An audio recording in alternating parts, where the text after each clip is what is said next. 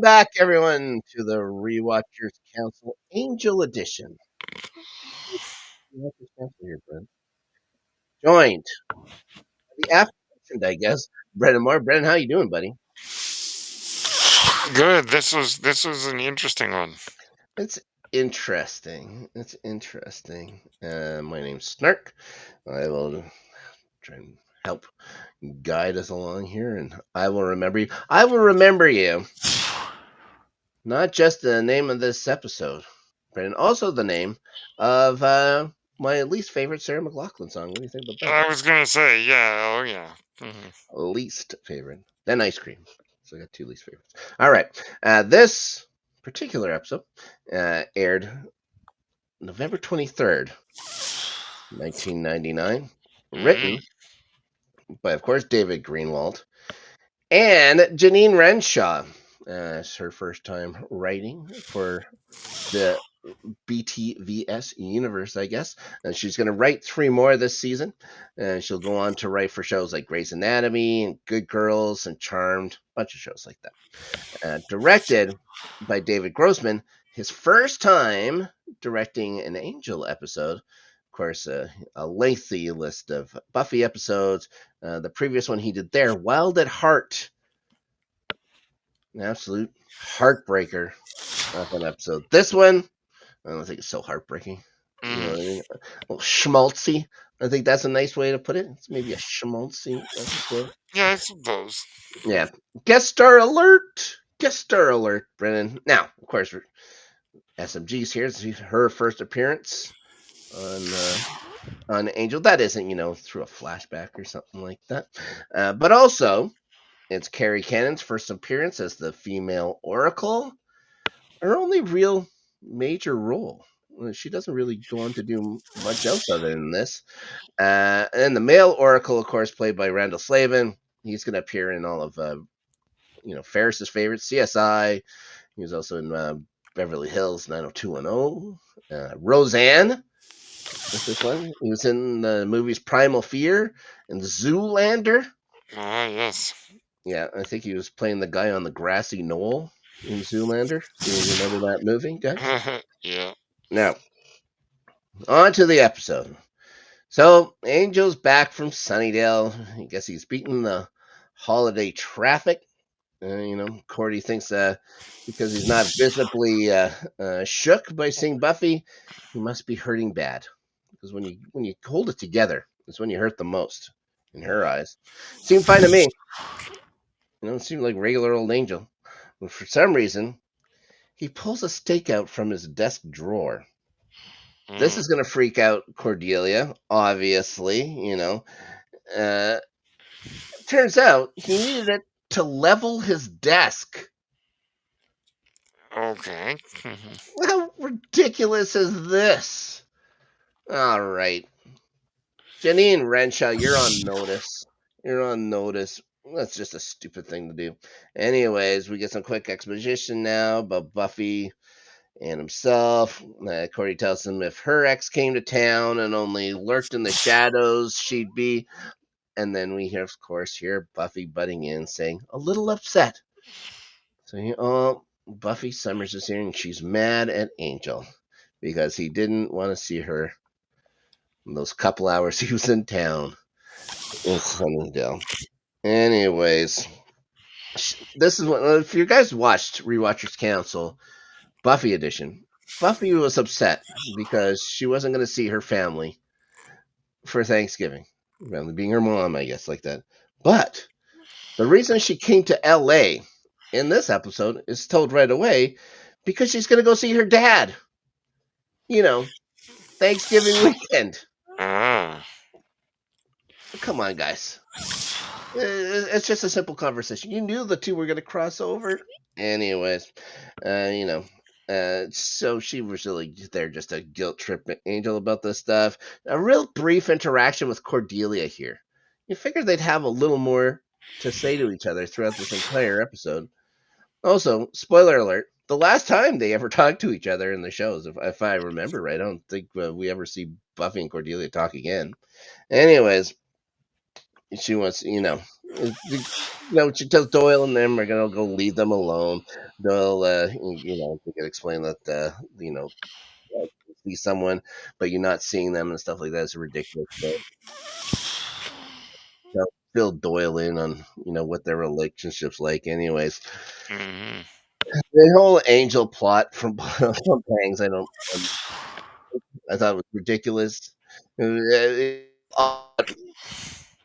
Resolved with a simple phone call and stuff like that. I've got something here. I'm just going to come to town or whatever, so I feel better. It's not a hard thing to do. He knows her phone number. Anyways, it continues on here a little bit. It's not all that great. Buffy feels that he should have told her he was there, and she's getting just far too upset about this thing. She tells him she's not in high school anymore. She's a big girl now. She's been out of high school for all of, what is this, 6 months, 5 months? Come on. Mhm. Yeah, but she's a big grown up adult. Anyways, and then then she sort of forgives him because she aided in her big gigantic fight she had against Faith and his spirits. I don't know. I think she's had bigger fights. Angel apologizes. Buffy tells him that she feels him inside when he's not around. Yeah, all right. They hope with a distance they'll be able to forget. Brennan. Mhm. Cue the green demon busting through the daylight window. Yep. They fight it. Angel stabs it. It leaves. There we go.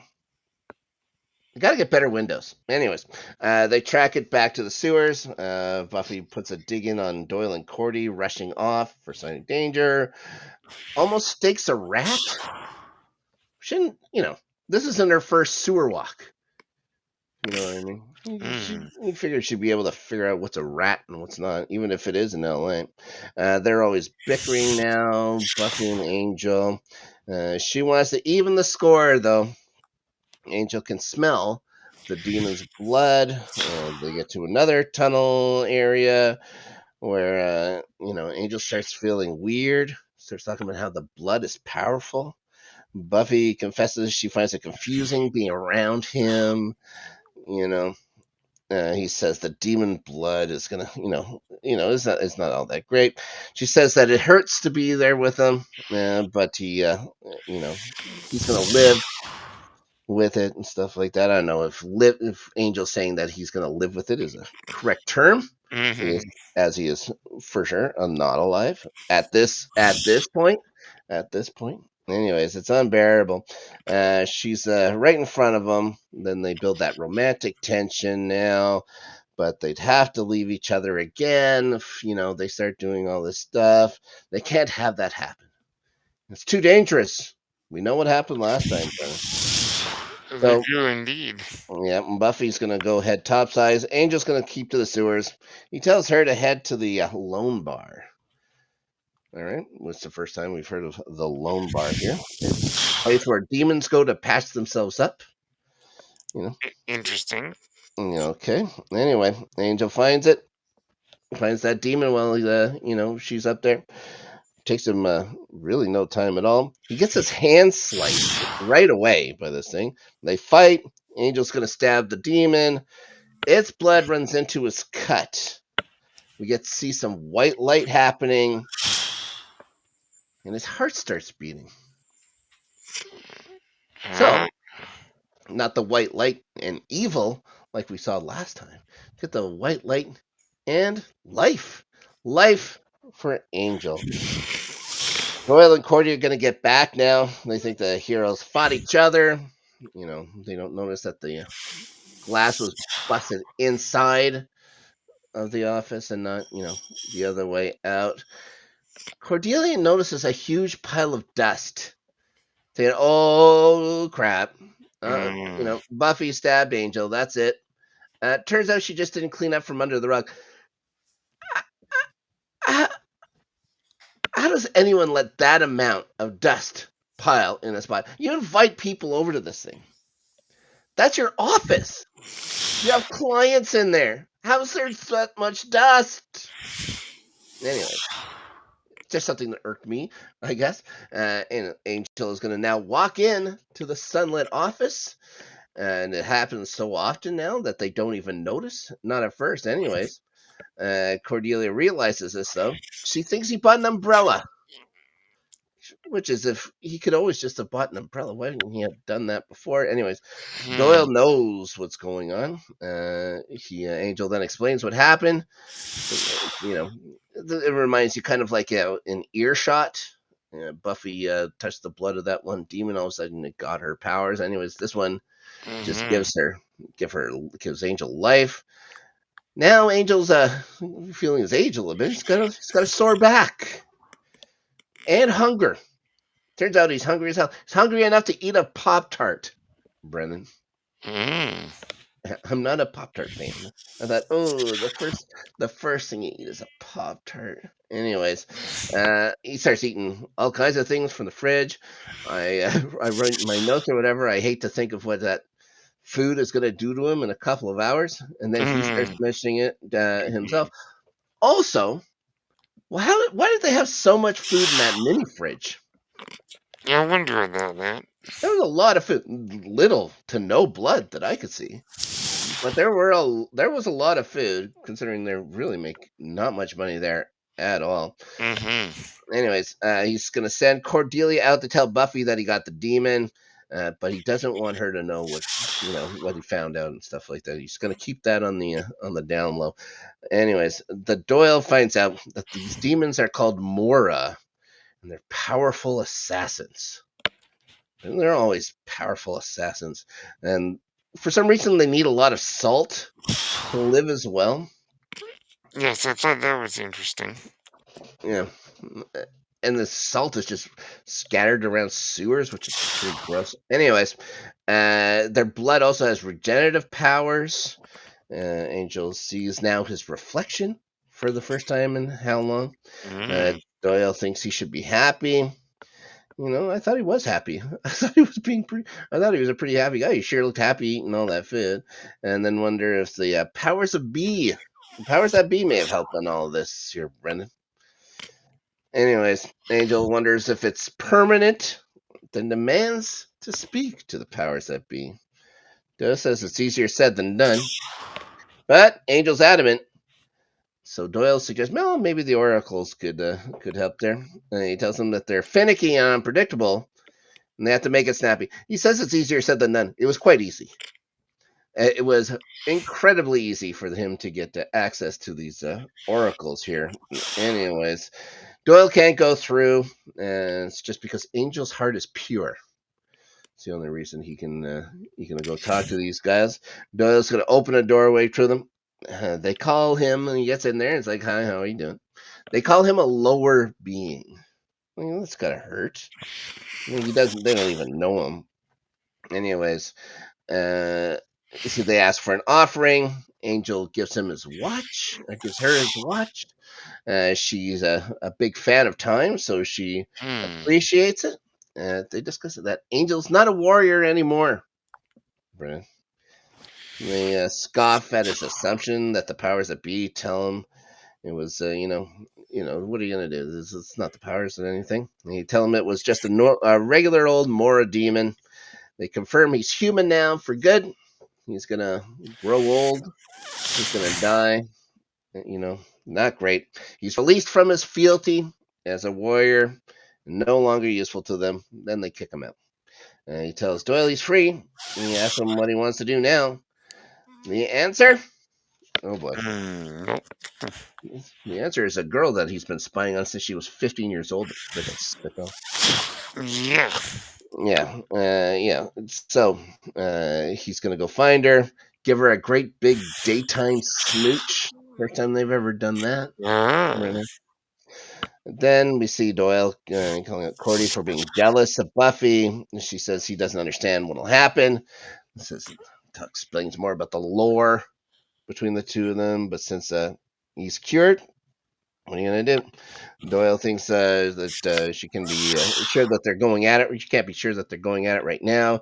Cordy doesn't think for a minute that they're having tea and crackers in his apartment. cut to them enjoying a pot of tea. Exactly what they're doing. Yeah, Yes. which was very nice. He apologizes for kissing her there at the pier. She says she liked it. He doesn't know if rushing back into things is smart. They Mm. always gotta argue with themselves here. Buffy isn't sure if the oracles actually speak for the powers.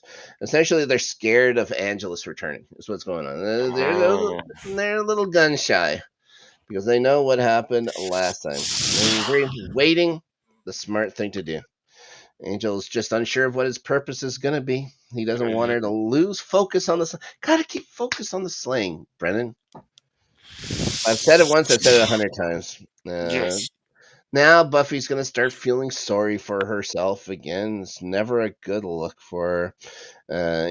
Angel's human for the first time since the 1800s. He feels the need to apologize for how she's feeling. It's not a great look. He just wants to wait so that she won't get hurt, which is smart. And then she starts guilt tripping him again. Brennan. She gets up to leave. You know what? She's going to remove all temptation between these two. Second later, it's safety be damned, I say. As they start making a mess of his kitchen, for goodness sakes. And, much later after that, they're eating in bed, seemingly very happy. There's ice cream involved, which is nice. She gives a real cheesy line about him just being in the kitchen, Brennan, was too long apart. Mm. Those, ugh, the worst. Anyways, I'm with Cordy and Doyle. Cordy and Doyle go to the bar because they're going to lament their upcoming unemployment. Doyle hopes he's done with all these, mind-numbing, searing pain visions he has. And Cordy doesn't know what she's going to do. She says she's only too good for two things, Brennan: international superstardom or helping a vampire with a soul rid the world of evil, Yeah. which Mm. she admits makes for a short but colorful resume. Honestly, as an employer, if someone had that on their resume, I'd invite them in for an interview. I would just like to see what makes that person tick. I think it'd be fun. Yeah. Yeah. Yeah. I wouldn't hire them. I'm not insane. I wouldn't hire them. But I'd still like to see what these people's look on life is going to be. Anyways, then of course Doyle's going to get a vision, and more demons are coming. Not good, not good. Anyways, we get absolute more cheese from Buffy and Angel. This is about how they're going to make it work. And how spent they are, which is gross, and not wanting to sleep so the day won't end, Brennan, which is awful. Yeah. Yeah. He tells, "Oh no, go to sleep," he says to her. And he says it's the first time she's ever felt like this. So obviously this isn't going to work. Things are going to change now. Yeah. Buffy can't have nice things. I think it's also what this entire series could have been called: Buffy the Vampire Slayer, the girl who can't have nice things. Yeah. That's pretty Anyways, much what it is. she says she feels like a normal girl. Oh boy, with a normal boyfriend. Yikes! And that it's perfect. Oh brother. Oh, this poor girl. Anyways, Angel's gonna hear a noise now. Buffy's just absolutely unconscious. He gets up without waking her. It's Doyle. He tells him that the demon didn't just regenerate Angel, it regenerated itself, which isn't good. It was in the tunnel that somehow Doyle knows where Angel fought it before. He could also taste salt, which is, as I think about it now, even more gross. One, weird. How can he taste salt in a vision? Two, we know that's sewer salt, right? He's tasting Hmm. salt from the sewer. Ugh. Angel decides he's just gonna have to kill this thing again. Doyle does the obvious thing. It's like, you're human now, right? Maybe not the smartest idea. Angel says he's gonna figure it out. He tells him to grab the Book of Kelsor. Book of Kelsor will know what to do. So Hmm. Doyle grabs that. He, to be fair, wants Buffy to come. He's like, there's one person who may have superhero powers over here. Maybe it's smart, but Angel won't wake her up for the world. Brennan, so romantic.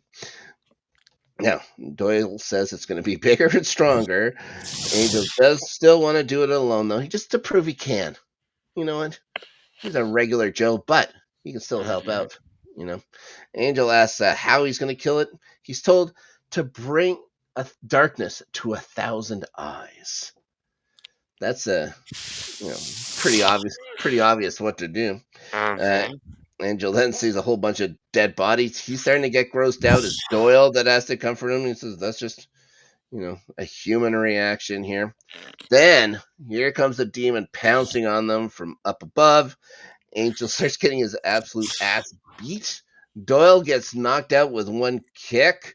Eventually, Angel's going to run off like a hero.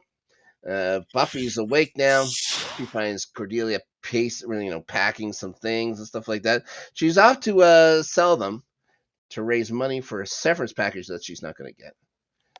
It's like, good for her. That's her thinking. She's a go getter. That Cordelia James. She certainly is.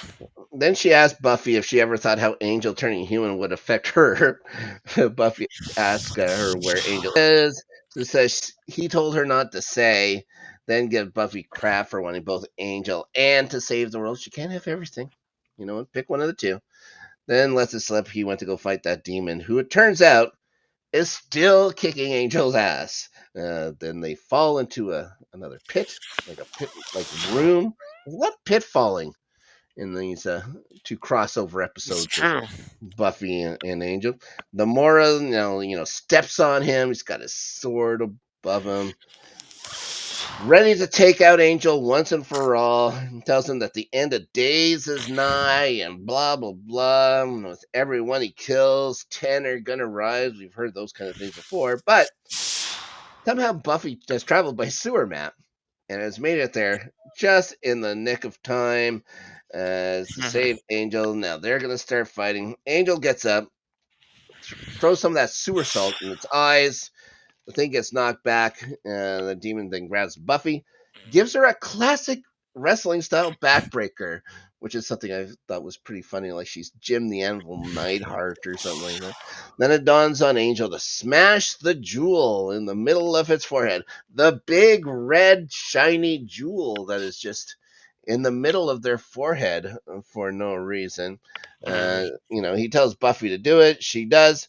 One swing of a mace is all it takes to hit exactly that thing. It smashes very easily.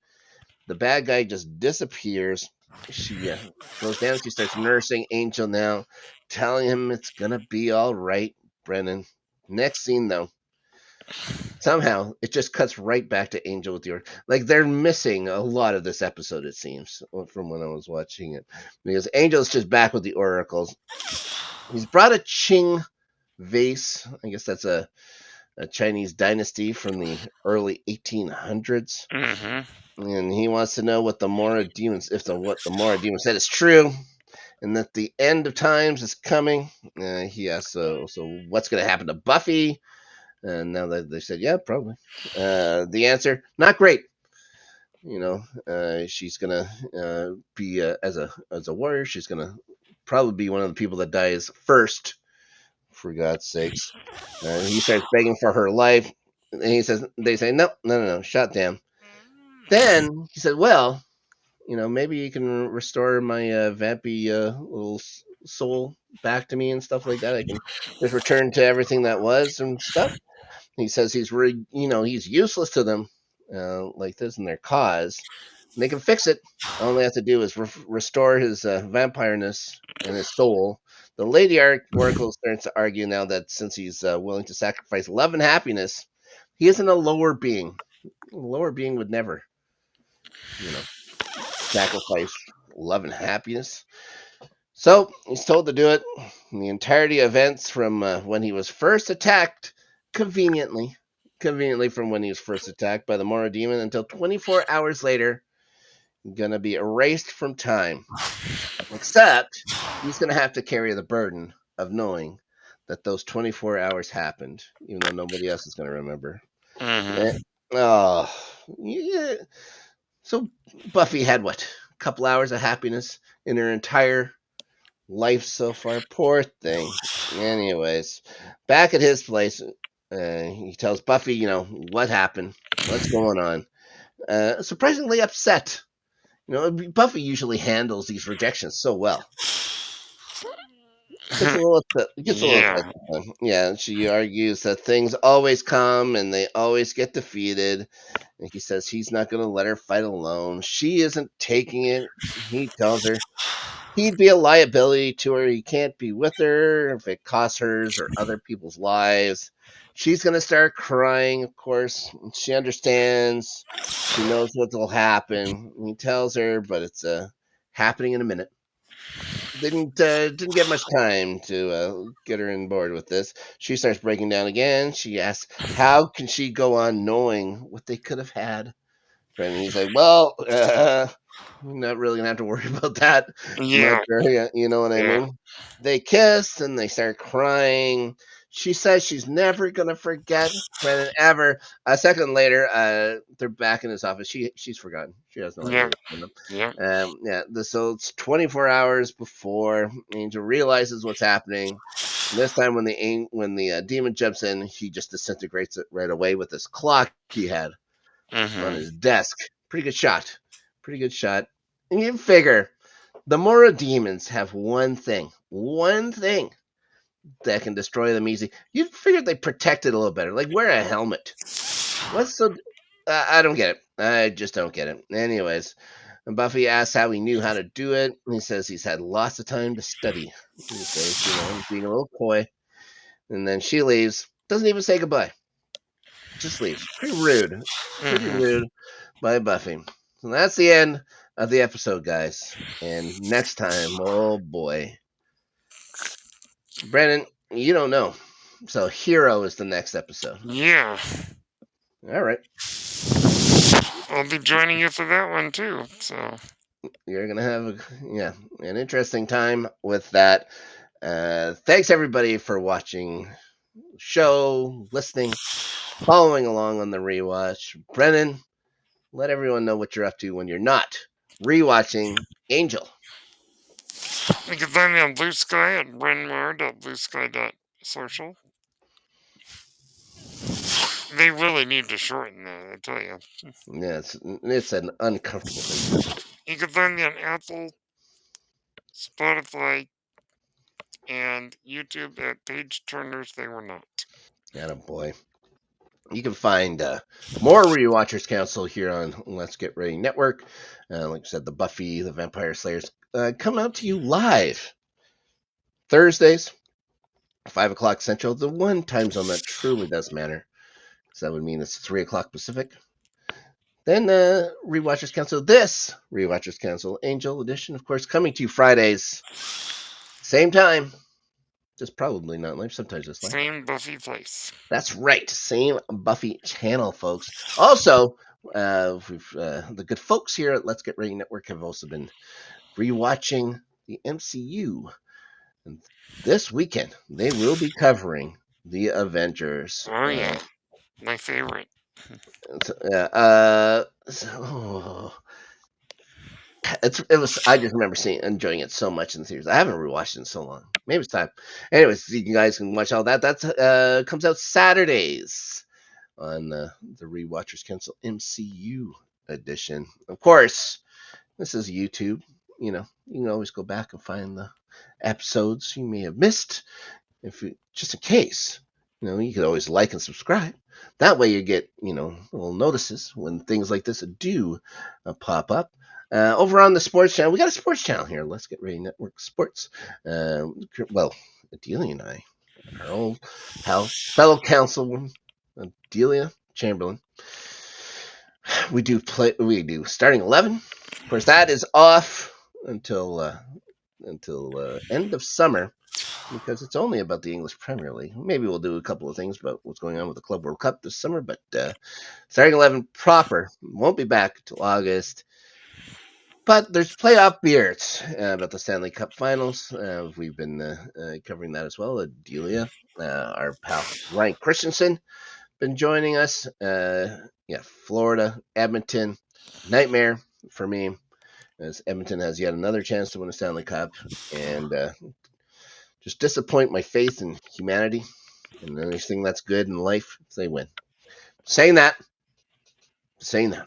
Anyways, guys, thank you so much for watching Rewatchers Council this week.